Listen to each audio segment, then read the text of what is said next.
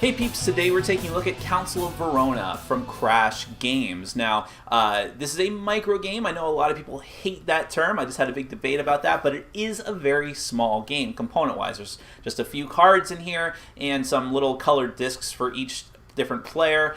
And basically this is a simulation of the war between the Montagues and Capulets from William Shakespeare's Romeo and Juliet. That probably makes it sound more grandiose than it is, but basically what you're doing in this game is you have these cards representing the different family members of each of these houses, and you're trying to put your influence markers on them with secret amounts of influence. You put them face down to try and earn points off of these different family members by having them in different positions, meeting certain goals depending on what family members there are. And I actually have a little promo expansion called the Poison expansion, which you could get on the Kickstarter campaign and also from the Board Game Geek promo store.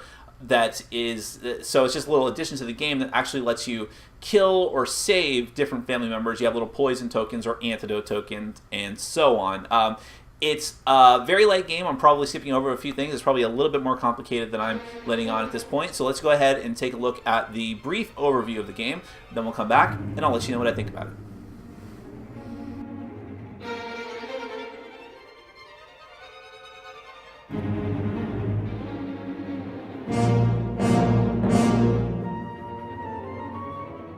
Alright, just a brief overview of Council of Verona. Thematically what this game is signifying the war between the Capulets and the Montagues, and you're trying to complete different agendas, but really it's just a card game about putting influence down and trying to get points. Now each player, depending on the number of players in the game, is going to get a certain amount of these character cards here. Again, it depends on the number of players. This goes from 2 to 5, and you're also going to take a differing amount of colored chips of whatever color that you choose.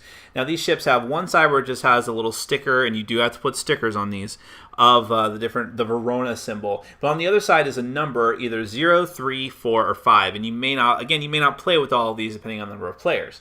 Now, if you play with the Poison expansion, which doesn't necessarily come with the base game, depending on what version you got, you may have to buy it separately, then you're also going to get 2 additional tokens. Each player has this Poison token, and each player has an Antidote token. And I'll explain what all of that means in a moment. Now, the character cards that come with the game, these all have 2 different special things about them. Some of them have agendas and consequently have spaces where you can put influence markers, and some of them simply do actions.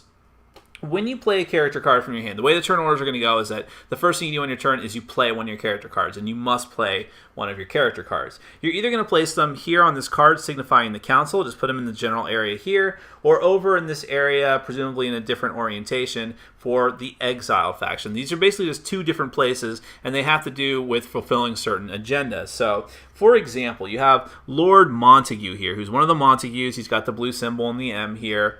His agenda is more Montagues than Capulets on the council. So, a player can put this character down, and they would obviously want to put them on the council because he's a Montague and he benefits from having more Montagues on the council. Once a player puts a guy down, then they have the option of putting out one of their influence markers on him in secret. So you'll put it with the V side up so that players can't see what the number is on the other side.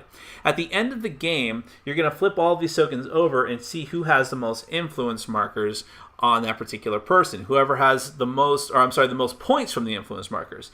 Whoever has the most gets to potentially fulfill the agenda, gets points depending on if that agenda is fulfilled. So for instance, multiple players can put tokens here. Let's say that red, blue, and yellow all put a token there, and miraculously there are more Montagues than Capulets on the council. Like, let's say this is what it looks like at the end where the council is. Then at the end of the game, which happens when someone plays their last card, and then everyone has the optional choice of putting out one more influence token, you'll flip over all of these and see what the number is. And then you'll actually have a little modifier here. Here it's 0, 0, and -1 for the third spot there. So it's more beneficial for you to get there sooner, but in this case, blue played a 0, therefore blue's not going to score any points for Lord Montague here. Red played a 4, so red gets 4 points. Yellow played a 5, but it's modified by -1, so yellow is going to score 4 points. But that only matters if that agenda is actually fulfilled. Now, just by coincidence, the two cards that I laid out here just for this example were the sort of action-type character cards. So, for instance, Tybalt here says, ability, move one character from council to exile. So, when you play this character out, you have the option of using that ability. And in this case, Tybalt places this guy out here, and Lord Montague gets moved with his influence tokens in the same orientation over to exile. Lady Montague, swap 2 influence tokens. So, let's say that there were 2 influence tokens here. You could swap them. Let's put out some more examples. So, Prince Aeschylus, who's a neutral. Agenda, equal number of Montagues or Capulets on the council, or at least a neutral on the council. So, what you could do is play Lady Montague and actually swap the tokens between the different cards. And you can look at your tokens whenever you want to remind yourself what they are, but you can't look at other people's tokens, so you have no idea what they played. And that's basically how play is going to continue. You're going to try to meet all of your agendas if possible. People will constantly shift around. Influence tokens will shift around, and you never quite know how many points someone has on there. Now, let's explain the poison expansion, which is an optional expansion, like I said, that you may or may not be able to get depending on what version of the game you have. The poison token is basically if a poison token is on a character and is flipped over at the end of the game, they're dead. When I say they're dead, they're removed from the game, the influence markers are removed, and no points are scored or agendas fulfilled for that card. However, if at the same time an antidote token is flipped over on that person, then they are saved. But if there's more poison than antidote tokens, he dies. If there's more antidotes than poison, he lives, or in an equal amount, he lives. So that's basically how the antidote works. Just adds in a little bit of deception. You don't know if someone putting an influence marker down is trying to score them or actually kill that person. Just a little bit of bluffing and deception added to the game. And that's basically it. You're just going to keep playing cards until someone runs out, or if everyone runs out, and then you just complete. You all get one more token out on the board. Then you finish the game, add up your points. Whoever wins, whoever has the most points is the winner. There's some very interesting things in the Council of Verona as far as how you putting out your influence and the little secrecy and bluffing of that aspect.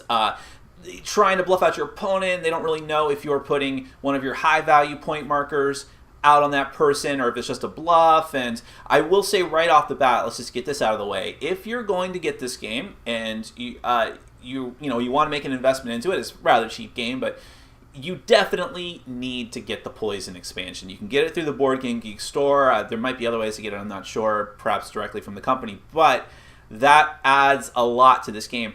And that's kind of the problem, is that the base game on its own, or even with the Poison expansion, quite frankly, there's not a lot here.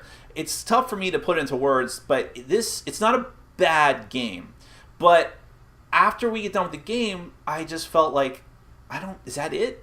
There's just not a lot here for me. There is some bluffing and there is some deception. I do like that aspect of it, but it feels very anticlimactic. I mean, you meet the goals of your card, but there's, it never feels like you're doing anything major. It never feels like there's never that moment in this game that you just, I don't know. I feel like they were selling this game as sort of a mixture of some of the other micro games with bluffing, like Love Letter and that. But this game probably it's longer than a round of Love Letter, but Love Letter gives me the same feeling and more. I don't know. It's inevitable that this game would be compared to those other types of micro games, and I think that this one wanted to be a bigger, meatier game, but still be fast, and I don't know that it succeeds because there's just not a lot here. I like the concept of it. I like the idea of moving the characters back and forth and trying to meet these goals. And with the Poison expansion, it does add another layer to it, but it doesn't fundamentally change the gameplay. In several games that we play with it, and it is easy to play a lot of games of this in a short period of time, but several games we played, it just didn't matter very much. It really comes down to just a couple of cards, earning a very small amount of points, and just hoping that it's you. That's the thing. I don't feel like there's a ton of strategy in this game. There's a lot of cards that can be considered take that cards that right in the 11th hour, in the final round of gameplay, when the game's about to end, you just move someone's character over and boom, it destroys pretty much their entire chances of winning. And I don't feel like there's a lot of strategy involved with that. It could just be a lucky play. So I think that people who really like these light games and like the very light, very paced-on theme of the game with Romeo and Juliet will dig it. For me, I just have so many other games that are equally fast, equally light, but have a better feeling, more exciting, more bluffing, more deduction. In this game, this doesn't give it to me. So I would have to say give this one a pass. There's a lot of other better games I would recommend, like Love Letter, or if you're in a party element, I mean, this game goes up to 6 people, I believe, but if you have that many people, play the Resistance. I mean, unless you just don't like a team game or yelling at each other game, but I don't know. I can't recommend this one. You just have better options. But, you know, it's a cool idea, at least. My name is Nick. This has been Board Game Brawl, and I'm reminding you to get out there and game every day in every way. Take care.